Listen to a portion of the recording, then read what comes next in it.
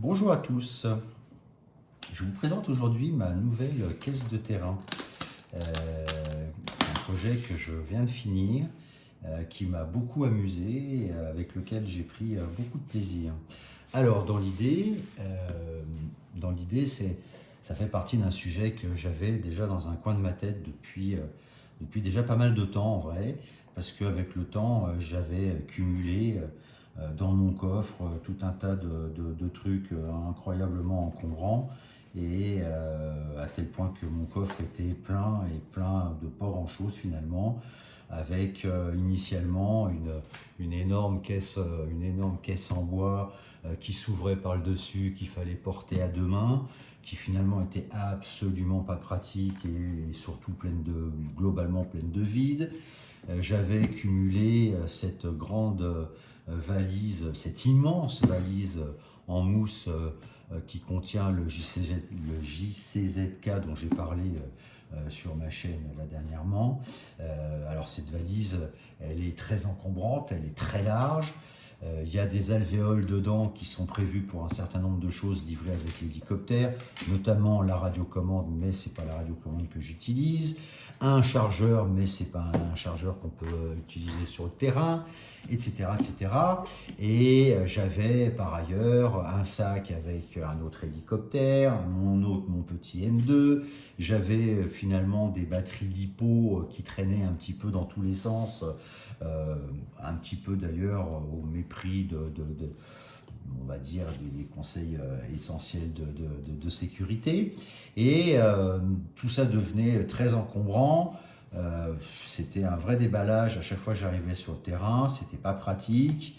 Et donc j'avais dans l'esprit un jour de me pencher sur le sujet et de trouver une solution qui soit beaucoup plus transportable, beaucoup plus facile et qui pouvait être, on va dire, un tout en un. Alors je suis tombé dernièrement, avant d'attaquer ce projet, sur ce que les Américains, sur YouTube bien évidemment, il suffit de faire une recherche sur ce que les Américains appellent une charging case. Et les charging cases, alors c'est quelque chose qui a priori a été plutôt à la mode il y a une dizaine d'années, puisque toutes les vidéos qu'on trouve sur YouTube sont des vidéos qui datent maintenant de effectivement 10-8 ans. Donc le but de ces charging cases, c'est d'avoir une solution de charge transportable. Alors à l'américaine, ils ont fabriqué des trucs absolument incroyables avec énormément de moyens. Elles sont toutes plus magnifiques les unes que les autres. Quand on les ouvre, on a l'impression d'être directement dans un film de James Bond ou dans un cockpit de Boeing, je ne sais quoi. Donc elles valent très cher, puisque dans diverses vidéos, on parle, il y a 10 ans maintenant, on parle de 500-700 $ ou plus. Et ces charging cases ont pour but justement de pouvoir charger ces lipos sur le terrain. Mais du coup, en regardant ces vidéos, je me suis rendu compte que c'est juste magnifique, je vous invite à aller faire une recherche. Elles sont faites en carbone avec des moyens monstrueux, des tables à découper laser, des plateaux CNC, etc., etc. Elles sont truffées de technologie, mais finalement, elles sont, alors ça fait envie bien sûr, mais elles sont absolument pas polyvalentes et quelque part elles servent pas à grand chose. Elles servent pas à grand chose. Pourquoi? Parce que par exemple dans une des vidéos, il y a un type qui explique, vous vous rendez compte, c'est formidable. Alors certaines prennent la taille quand même d'une valise cabine qu'on tire avec les petites roulettes à l'aéroport. Donc ça reste quand même assez encombrant. Et donc ce type explique que c'est formidable parce que quand il arrive sur le terrain, il a plus qu'à brancher sa charging case sur le secteur. Ok. Alors là, évidemment, nous, on est en France. Je serais tenté de dire que nos terrains ne sont pas du tout à la même dimension que ce qu'on peut effectivement trouver aux États-Unis. C'est bien souvent un bout de champ, un morceau de champ, un fond de champ qui est sous-loué à un agriculteur. Et à part les corbeaux qui volent éventuellement sur le dos, il n'y a pas grand-chose et en tout cas pas de courant. Alors il dit donc, moi je la branche sur le courant, alors à l'intérieur, j'ai des alimentations de serveurs informatiques, j'ai 2000 watts de puissance et je sais pas quoi, je sais pas quoi. Ok, formidable.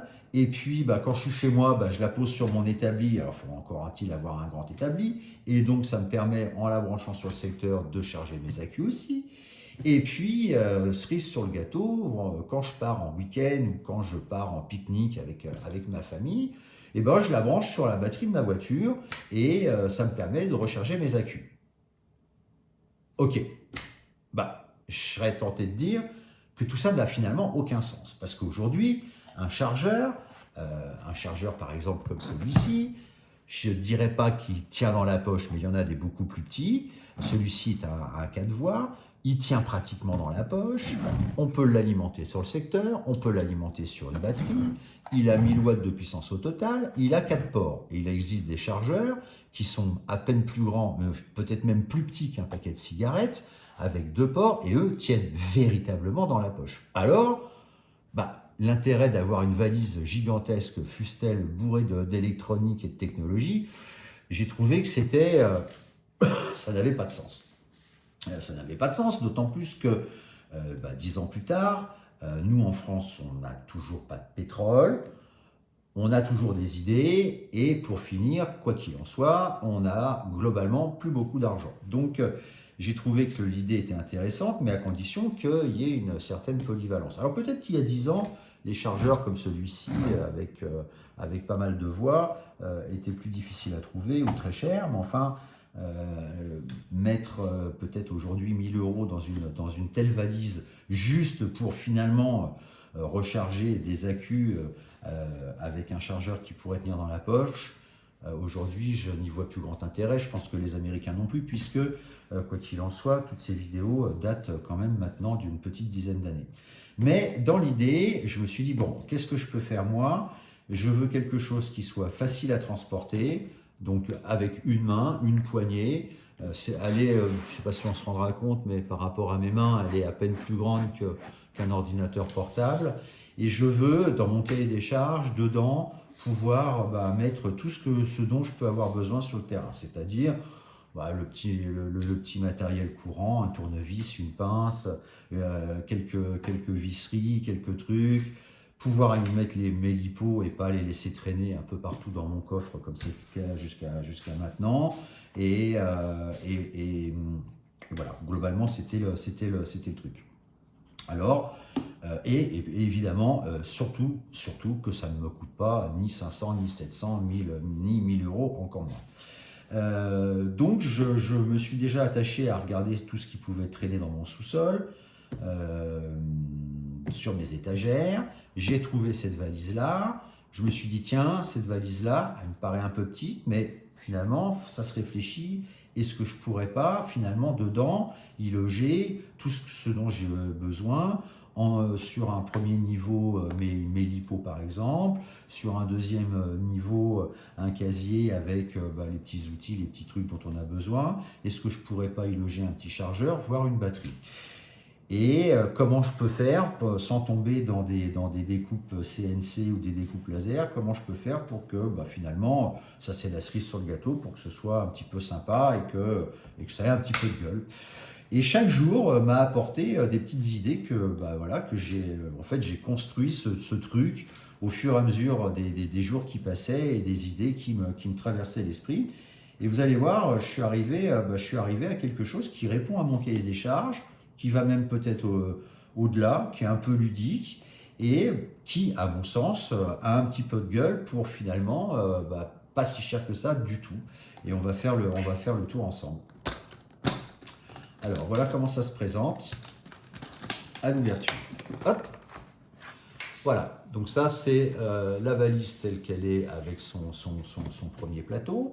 Alors évidemment, je me suis fait plaisir donc à faire quelque chose qui pouvait ressembler à quelque chose. Donc j'ai ici un film imitation carbone qui est sympa. J'ai réussi à intégrer donc un petit chargeur que j'ai eu en promo sur AliExpress pour 15 euros, qui marche fort bien. C'est une électronique qu'on connaît, qui a été utilisée par nombre de marques. C'est un petit chargeur qui marche très très bien. Par rapport à la taille de la valise, je me suis enquéri d'une batterie qui pouvait tenir notamment dans la hauteur. J'ai trouvé ça, je l'ai payé 50 € sur Amazon. Donc c'est une lithium phosphate. Alors ça c'est extraordinaire. C'est une batterie qui pèse rien, mais véritablement par rapport aux batteries classiques, une batterie de moto par exemple à acide ou une batterie plomb sèche, peu importe. C'est vraiment quelque chose qui pèse très très très très peu lourd. Elle est avec évidemment un BMS, donc qui la protège des surtensions, des sous-tensions, etc. etc. Et elle marche fort bien. Je ne l'ai pas rechargée depuis que je l'ai. Comme ça, en guise de test, j'en suis déjà à 4 ou 5 accus chargés. Deux accus déchargés, mais enfin c'est pas ce qui consomme le plus, et pour l'instant je ne l'ai pas rechargé. Et puis bah voilà, de fil en aiguille, bon, j'ai trouvé une place pour cette batterie là. Ça c'est voilà, c'est évidemment tout ça, ça vient d'AliExpress, hein, ça va sans dire, mais qui d'autre que les Chinois fabriquent ce genre de petits, je ne sais pas si on verra bien à l'image, fabrique ce genre de petits interrupteurs sympas. Qui les fabrique autres que les Chinois et qui les vendrait autres que les Chinois en France? En ce moment, on est en train de fustiger les Français parce que d'un seul coup, les Chinois ont un peu ouvert la boîte de Pandore et on se rend compte que ce sont eux qui fabriquent tout. Mais en fin de compte, c'est pas vraiment de notre faute. C'est pas nous qui avons décidé de faire rentrer la Chine dans le marché commun. Et c'est pas nous qui, en quête de profit, avons décidé de tout transférer, la fabrication de tout en Chine, quitte à fermer toutes nos industries, fabriques et petites entreprises diverses en France, pour que les riches industriels de notre pays et d'Europe et du monde s'enrichissent en veux-tu, en voilà. Donc en réalité, aujourd'hui, même si ce genre de choses, on voulait les acheter Made in France ou ne serait-ce que Made in Europe, et ben tout bêtement, on ne les trouverait pas. C'était la petite parenthèse. Du coup, bah voilà, donc là alors ça, c'est un petit bout d'une cornière en alu qui traînait dans mon Fatra, que j'ai rebrossé moi-même. J'ai un porte-fusible ici qui est directement à l'alimentation générale. J'ai ici un petit chargeur USB avec un voltmètre. Et j'ai ces différents boutons là qui permettent d'alimenter. Voilà. Alors ça c'est le petit fun, c'est le côté un peu à l'américaine. Alors ils ont des charging cases avec les LED de toutes les couleurs, etc. Ça clignote, ça fait ce qu'on veut, ça marche au rythme de la musique. Bon, ok, c'est délirant. C'est pareil, j'avais ces bandes de LED là. Je me suis dit, bah tiens, pourquoi pas les mettre. Et donc voilà ce que j'ai fait. Alors sur le plateau supérieur, donc évidemment, j'ai intégré là ici de quoi charger éventuellement 2-3 accus en parallèle si j'en ai envie. Donc ça, c'est des choses qui sont arrivées au fur et à mesure. Première étape, je me suis dit, tiens, j'ai trouvé une batterie, je pourrais la mettre là. Deuxième étape, je me suis dit, tiens, pour que ce soit sympa, je pourrais faire un petit bandeau ici. Et puis, tiens, pour que ce soit sympa, je pourrais mettre des petits interrupteurs. Ah tiens, pour que ce soit sympa, je pourrais rajouter un petit port USB avec un voltmètre. Ah tiens, je pourrais rajouter 2 prises direct 12 volts, notamment pour recharger la batterie sans avoir besoin de la manipuler. Et voilà, tout ça c'est construit un petit peu au fur et à mesure. Donc plateau supérieur, bon voilà, cordon de charge si j'ai besoin, le petit outillage nécessaire qu'on a tous qui traîne plus ou moins dans nos caisses. La petite visserie, toutes les choses dont on ne sert pas forcément tous les jours sur le terrain, mais quand on en a besoin, qu'on est bien content d'avoir. Ça, c'est le plateau supérieur. Et vous allez voir, le plateau inférieur est pas mal non plus. Alors, je suis désolé des cadrages, je fais vraiment ça sans aucun moyen. Les cadrages sont toujours un peu compliqués et je suis là en fait... ce que vous ne voyez pas, c'est que j'ai un pied qui est juste devant moi et je suis obligé de passer entre les pieds du pied pour accéder à la valise. Voilà, partie inférieure, donc j'ai mon emplacement pour les dipots. Alors je peux en mettre pas mal. Alors, en tout cas, j'en mets autant plus que je n'en utilise moi quand je vais sur le terrain à mon niveau. Donc Cet encombrement-là me convient absolument, me convient tout à fait pour quand je vais sur le terrain, j'utilise, là je peux en mettre encore, ça dépend des tailles, mais pratiquement je peux doubler et c'est plus que ce que j'en utilise quoi qu'il en soit.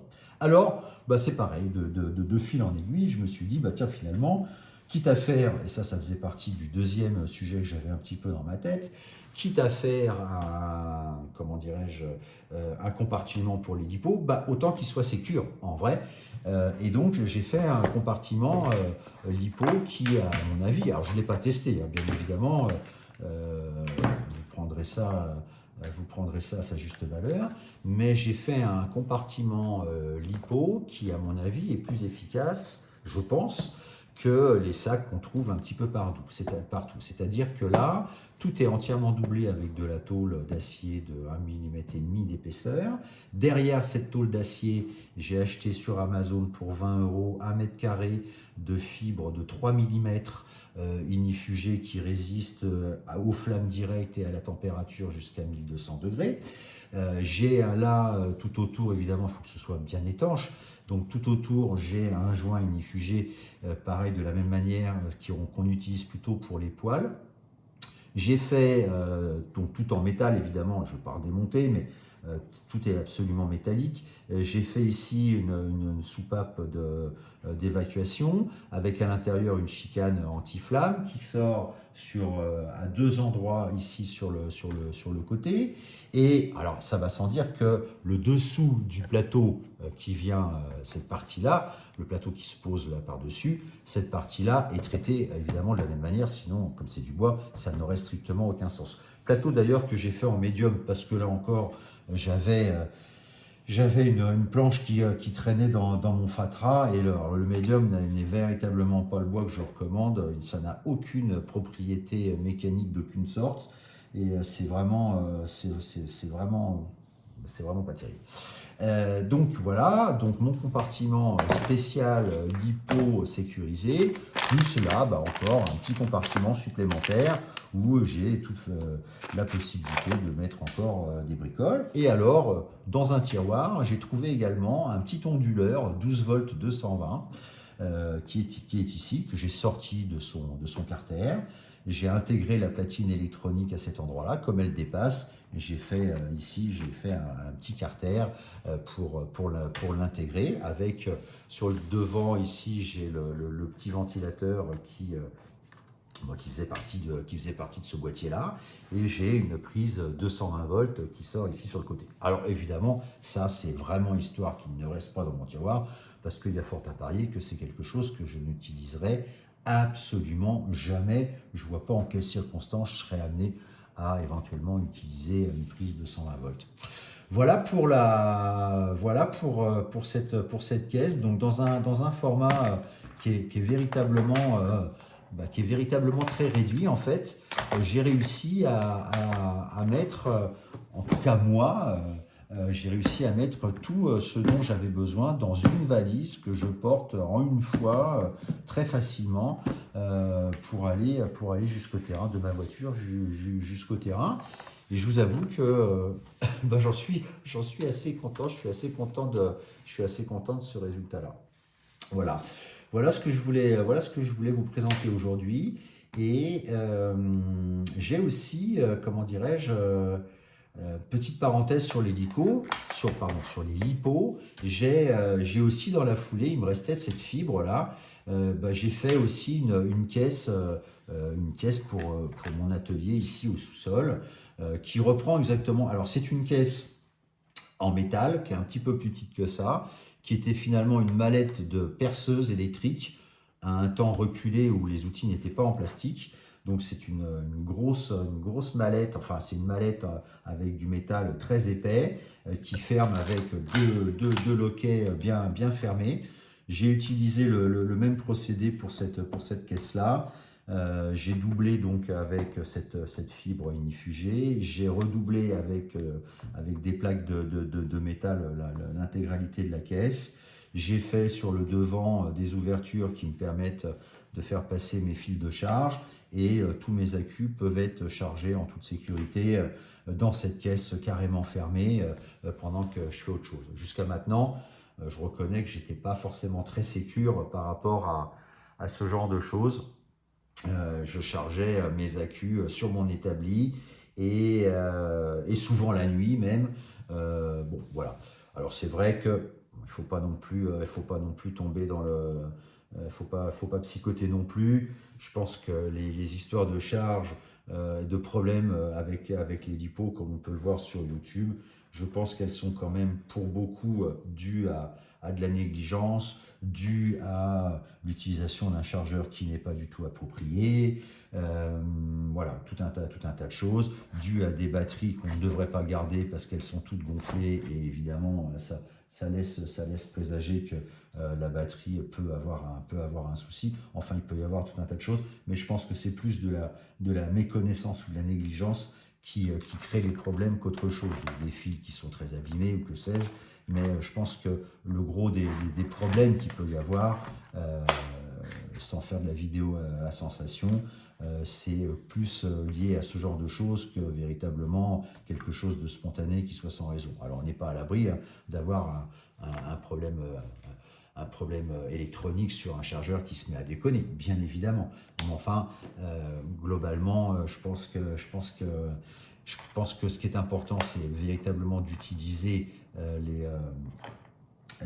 la prise d'équilibrage. Ça permet au chargeur, si jamais une cellule est plus ou moins chargée, a un problème par rapport aux autres, ça permet au chargeur de ne pas charger en aveugle et de voir que cette cellule a besoin de ne pas être chargée ou que sais-je. Donc je pense quand même que, évidemment, toutes les vidéos qu'on présente sur YouTube, notamment pour vendre des sacs, je pense que quelque chose en métal, de toute façon, à mon sens, sera de toute façon plus efficace qu'un sac en tissu, qu'il l'est globalement, à peu près, bon, voilà.